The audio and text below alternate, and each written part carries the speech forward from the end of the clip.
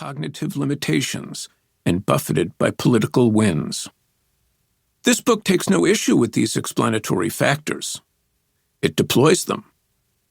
Yet, even when these conditions are taken into account, the frequent rejection of less costly alternative courses of action in favor of force of arms can still be mysterious and even breathtaking.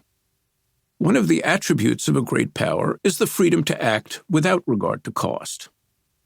"Lead us not into temptation" had long been expunged from the Beltway version of the Lord's Prayer. But the costs exist.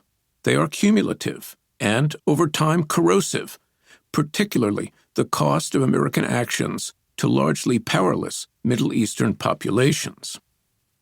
I've been asked whether the United States is singularly inept, cruel, solipsistic, or any of many other moral or intellectual defects. My answer is an emphatic no. America not only enjoys a great deal of company, but is leagues ahead of other imperial powers that have trod the vanquished territories of the Middle East, Africa, and the Asia-Pacific region. The British, French, Portuguese, Dutch, Belgians, Germans, Russians, Japanese, and Turks were far crueler, greedier, and violent than the United States has been. The United States, moreover, has failed in distinctively American ways, rooted in a belief in its exceptionalism, frontier mythology, invulnerability as a continental power shielded by oceans on its flanks, and the inordinate might it wielded in the mid-20th century.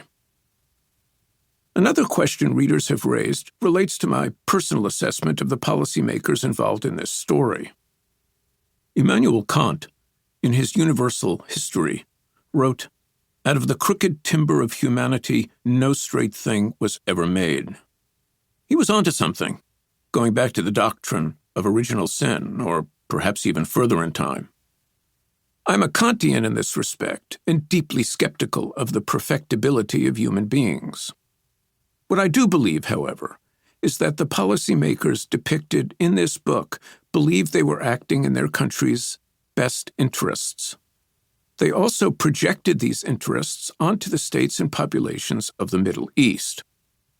In the book, I frame this dynamic as a tension between the intentionalists who made and carried out U.S. policy and the consequentialists who were the objects of that policy.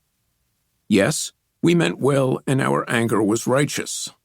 But in this account, I try to link intentions and consequences and do justice to both. In any case, the book avoids moral judgments about the key players, although it should provide enough context for the reader to make up their own mind. Reading former Defense Secretary Robert McNamara's memoir and his son's recently published examination of his relationship with his father has reaffirmed my reluctance to go down that road. Was there a grand delusion? There was, and it was multidimensional.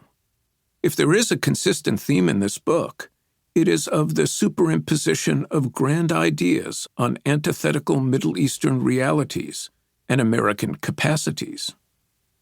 It is reflected in the rejection of intelligence community analyses and sober contemporary commentary. The delusion was rooted in the conviction that facts don't matter, just intentions, that we create and inhabit our own reality. Our capacities are unconfined, and the objects of our policy have no agency.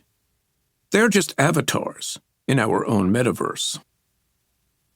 So, against this understanding of events, the fact that the U.S. policymakers involved, including me, wanted, when at their best, to make the Middle East a better place for its peoples, while advancing U.S. strategic interests, amounts to a contributing factor. It is not exculpatory. Hence the reckoning that follows. Introduction. What went wrong? In September 1982, Ronald Reagan dispatched U.S. Marines to Lebanon, telling the American people, "We owe it to ourselves and to our children. The whole world will be a safer place when this region, which has known so much trouble..."